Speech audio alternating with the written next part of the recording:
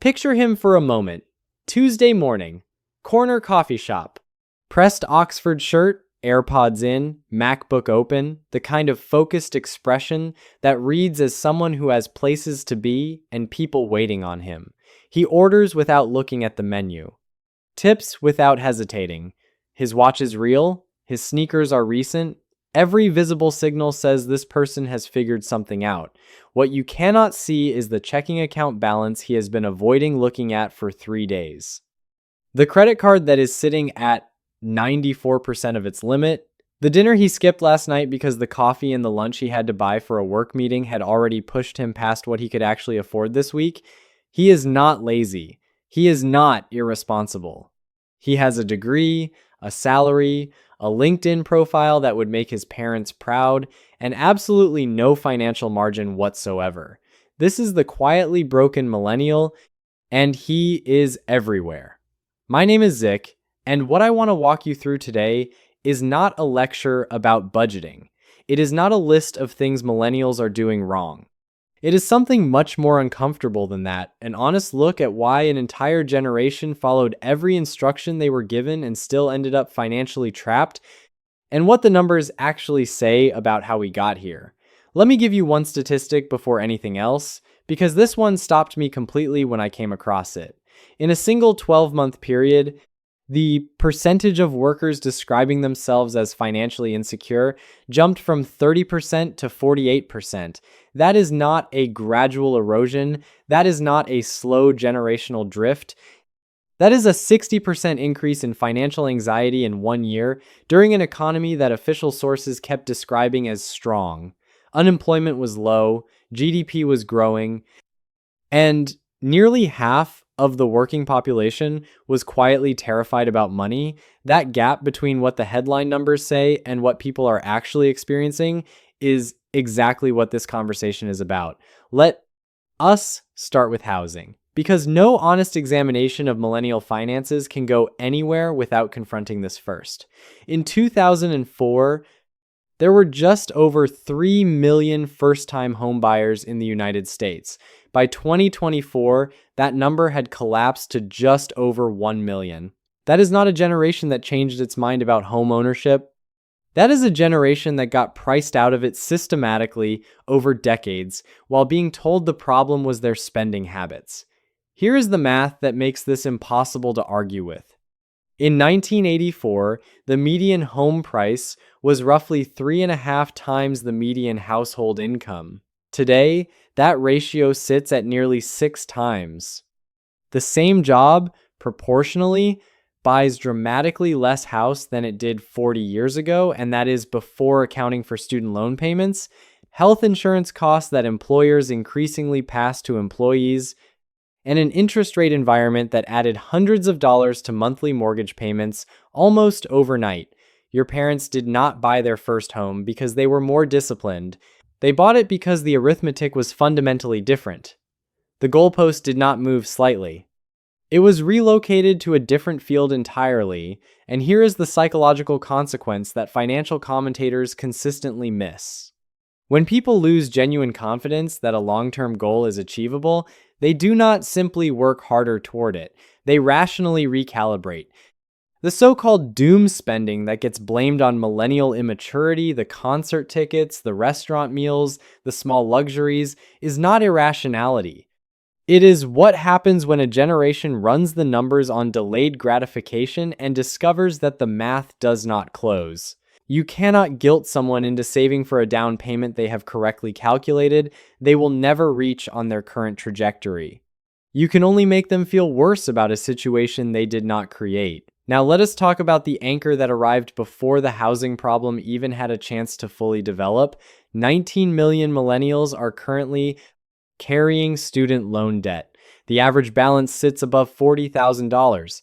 But the damage is not primarily the monthly payment, it is the cascading delay that the debt produces across every other financial milestone simultaneously. Studies show that more than half of millennial borrowers have postponed major financial decisions because of student loans. Not minor decisions, major ones. Home purchases, starting businesses, having children. The fundamental architecture of a financially stable adult life deferred indefinitely. Think about the original transaction clearly. An 18-year-old was told that education was the path to financial security. They borrowed $40 or $50 or $80,000 to access that path. They graduated, they found work, and they discovered that the credential they were sold as an investment was actually structured more like a liability, something that costs money every month without generating the returns that were promised. The product did not perform as advertised. The payment is non-negotiable regardless. That is not a personal failure. That is a contract that was written in bad faith, and an entire generation is still making the monthly payments on it. And then the employment landscape shifted underneath them while they were already managing all of this. Nearly 3/4 of younger workers now earn income through arrangements that are not traditional salaried employment. Hourly work, contract positions, gig platforms, commission-based roles, the financial industry calls this flexibility. The people living it call it income volatility, which is a polished way of describing the experience of not knowing with certainty what next month's income will be while trying to plan a life that requires predictable monthly obligations. Traditional financial planning is built on a foundational assumption that you know approximately what your income will be each month. Budget accordingly, save the difference. Build from there. That framework completely breaks down when your income swings by 30 or 40% month to month, depending on factors you cannot control. You cannot build an emergency fund when every month might be the emergency. You cannot plan a mortgage payment around income that is not guaranteed. You survive, you adapt to the immediate, and then someone writes an article about your generation's lack of financial discipline. 80% of gig workers report struggling with unexpected expenses of $1,000 or more. 80%. These are not people who failed to plan. These are people for whom the planning tools available were not designed to function. If this is landing for you, hit the like button for 2 seconds.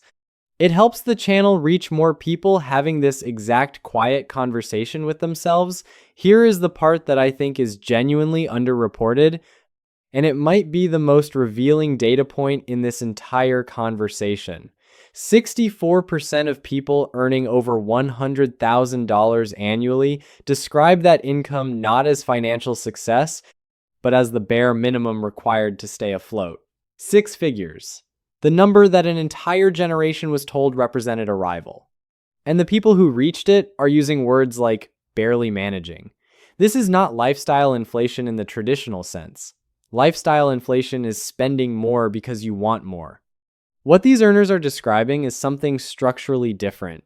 The base cost of a middle-class life in a major metropolitan area has risen to a level where even high income produces financial anxiety.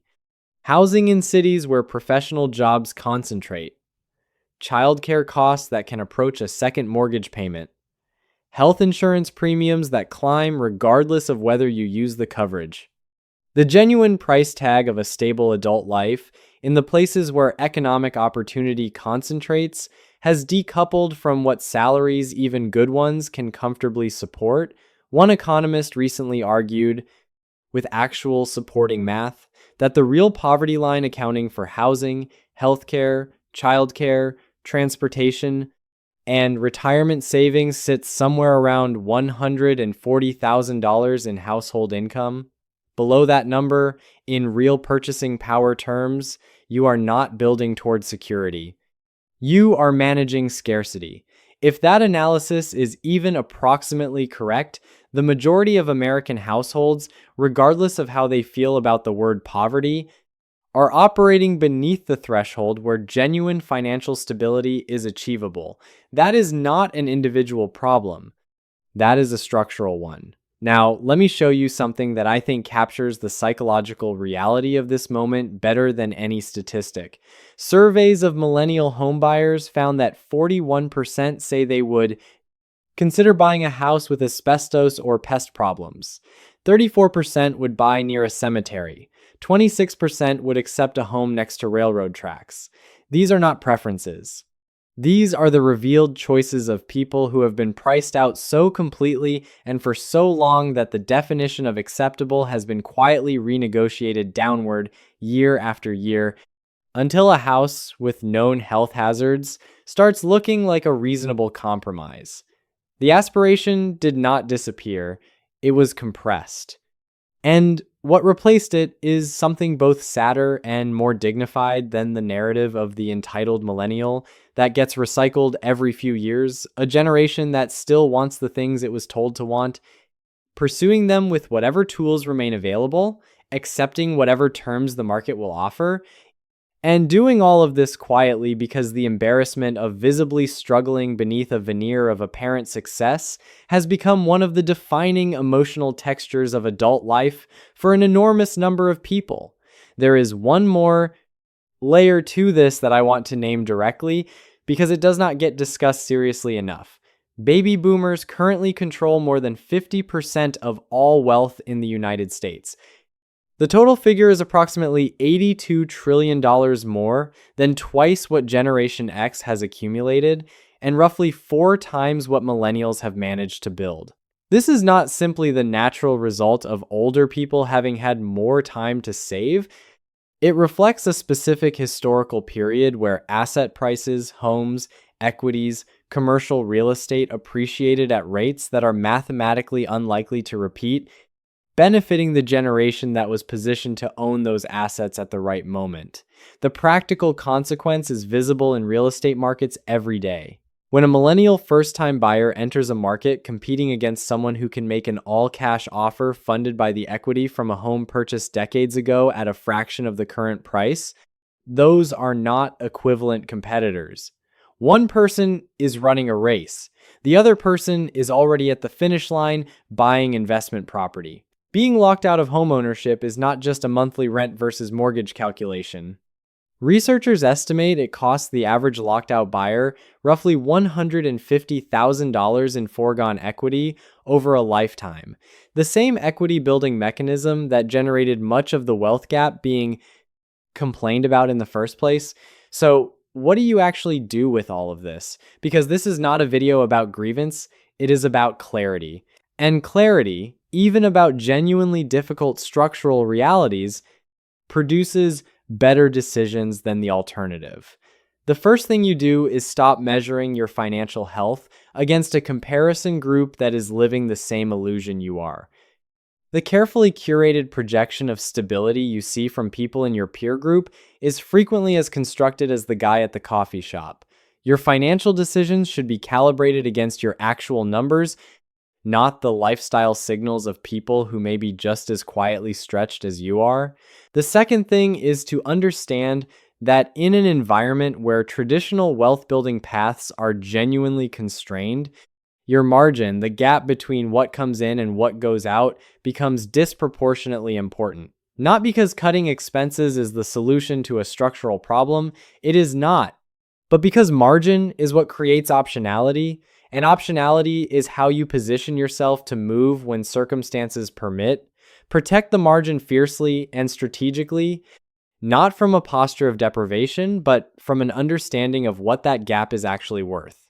Third, and this one matters more than most people acknowledge, automate whatever savings behavior you can establish at whatever level you can establish it immediately, not when things stabilize. Things will not stabilize on their own.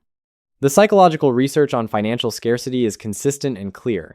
Financial stress consumes cognitive bandwidth in ways that make financial decision-making progressively harder the longer the stress continues.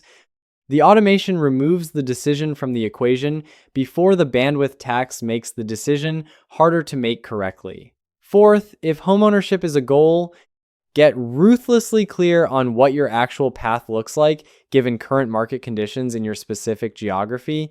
Not the national median, your city, your neighborhood range, your income, your timeline. Vague aspiration toward homeownership without a concrete number and a concrete savings rate is not a plan. It is a wish. Calculate the actual down payment required. Calculate the actual monthly savings required to reach it in a defined time frame. If the math does not close where you currently live, that is information worth having because the response to that information might be geographic rather than behavioral. Fifth, stop outsourcing your financial education to sources that have a vested interest, oversimplifying it. The advice telling you that coffee is the problem is not coming from a place of genuine analysis. It is coming from a place that benefits from redirecting your attention away from structural complexity toward individual behavior modification. Understand both. The structural context explains why you are where you are. The behavioral variables are the ones you can actually affect. Come back to Tuesday morning, come back to the coffee shop, come back to the man in the press shirt who looks like he has everything figured out. He does not have everything figured out.